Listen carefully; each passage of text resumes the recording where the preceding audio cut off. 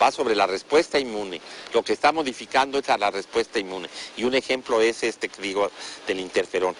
El interferón que se evoca por el factor de transferencia, se evoca en concentraciones locales y en la cantidad suficiente para actuar sobre los microorganismos. Esto es importantísimo. Tomamos a un grupo de pacientes, un grupo bastante grande, la muestra es de 230 pacientes, en donde se dividen a estos pacientes en pacientes que van a recibir el medicamento activo y pacientes que van a recibir el placebo, el medicamento que no va a ejercer ninguna función en el organismo para no crear ninguna confusión con respecto a los resultados de la investigación. Y nos hemos logrado percatar que el fármaco activo, hay una diferencia entre los pacientes, una diferencia estadísticamente significativa entre el paciente que ha recibido el fármaco activo en comparación con el paciente que ha recibido el fármaco placebo, el fármaco no activo.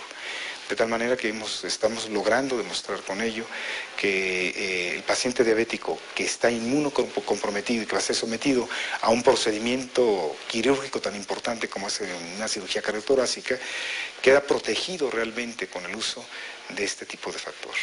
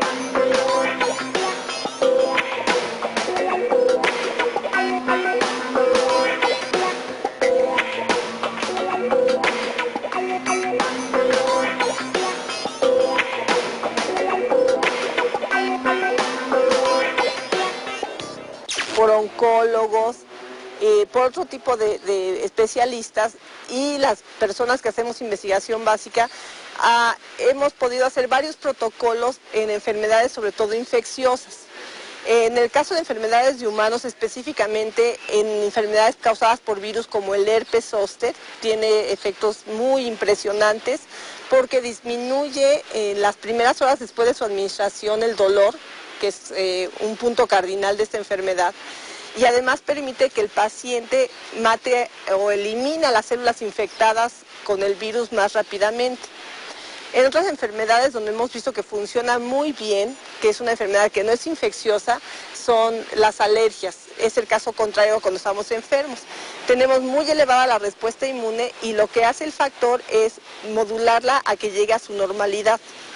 Entonces, hay una serie de pacientes, sobre todo niños, que tienen una enfermedad que se llama dermatitis atópica. En dermatitis atópica severa hay poco tratamiento. Realmente los tratamientos que nos ofrecen la industria farmacéutica, como es ciclosporina, quizás un poco talidomida, etcétera, son medicamentos que tienen muchas reacciones secundarias que son muy caros. Entonces, aquí estamos ofreciendo un producto que relativamente no es tan caro y que nos da beneficios mayores y que no nos produce ningún efecto secundario. Y no hay efectos secundarios importantes, entonces es un medicamento que prácticamente los efectos secundarios son nulos, que está al acceso de muchos pacientes y que nos está ofreciendo un beneficio en algunas enfermedades en donde prácticamente no hay otra cosa que dar más que únicamente cremas inertes o algunas otras que son caras y que de alguna manera no condicionan la curación del paciente o no condicionan un beneficio importante. Si se utiliza en conjunto con las terapias normales, por ejemplo, para los virus pues hay antivirales. Si se utiliza el factor junto con el antiviral, se potencia el efecto de los dos. Entonces, por un lado, el antiviral va a eliminar a las células infectadas con el virus o va directamente a evitar que el virus se siga multiplicando. Y el factor, por su parte, al incrementar las defensas, permite que haya un doble efecto. O sea, las defensas se van a encargar de identificar más fácilmente a las células que están infectadas con el virus y el antiviral, pues, a eliminar el virus. Entonces, el poderlo utilizar en conjunto con antibacterianos, o sea, con antibióticos o con antivirales, pues es excelente. Porque además, una de las cosas que sabemos muy bien del uso de este factor de transferencia es que no tiene efectos secundarios. El factor de transferencia tiene múltiples usos, desde los procesos infecciosos, que es quizá su uso mayor, también en enfermedades alérgicas, en enfermedades autoinmunes, pero en mi campo, que es la oncología, específicamente la oncohematología, los enfermos con cáncer de la sangre, hay que recordar que hoy en día el tratamiento de estas enfermedades cancerosas es la quimioterapia principalmente.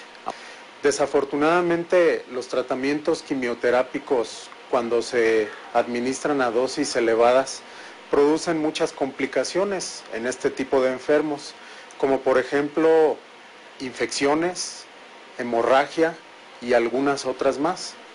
De tal forma que estos enfermos tratados con quimioterapia sufren de las consecuencias de la misma, y el factor de transferencia precisamente puede ser útil para ayudar a que los efectos adversos provocados por la quimioterapia sean menores o desaparezcan.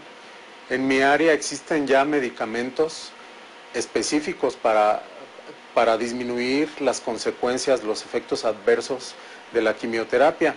Sin embargo, muchos de ellos tienen un costo elevado. Estos agentes que se llaman agentes inmunoterapéuticos, ¿sí? Muchos de ellos son muy buenos, pero son carísimos. Le voy a poner un ejemplo.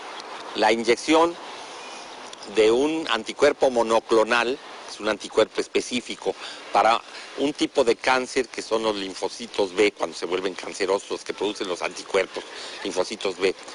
Cuesta en un hospital de los grandes de aquí alrededor de 30,000 pesos. Y necesitan pues mínimo unas 10 inyecciones, entre 6 y 10 inyecciones. Nada más hagan cuentas. El factor de transferencia comparado con eso, ¿sí?, es extraordinariamente más barato. Y segundo, no tiene, es quizá la ventaja más grande, ningún efecto secundario. El beneficio para el paciente es obvio. Es obvio. Le evitamos complicaciones y el riesgo de muerte, por supuesto, sí. Entonces, creo yo que la repercusión a un futuro del uso justamente del factor de transferencia va a ser extraordinaria, tanto para el paciente, que es nuestro objetivo principal, primordial, como para el mismo hospital, en donde redundaría desde el punto de vista económico, y el mismo hospital utilizar este beneficio económico para aplicarlo nuevamente a nuevas investigaciones. Hace falta mucho todavía con respecto al factor de transferencia. Hace falta estudiarlo todavía más desde el punto de vista molecular. Hay que caracterizar bien su estructura, hay que caracterizar los mecanismos intrínsecos, los mecanismos moleculares por los cuales está interactuando.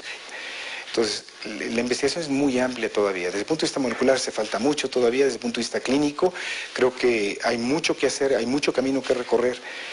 Tanto en enfermedades neurológicas como en enfermedades infecciosas y otra serie de enfermedades en las cuales está participando el sistema inmunológico. Mientras no se entienda o no se pueda explicar los mecanismos a nivel molecular de cómo funciona un conjunto de moléculas que es el factor de transferencia, estos extractos de leucocitos que pueden tener efectos sobre una enfermedad causada por un virus o por un parásito, o por un hongo o por una bacteria, pues obviamente hasta que no entendamos perfectamente bien no se le puede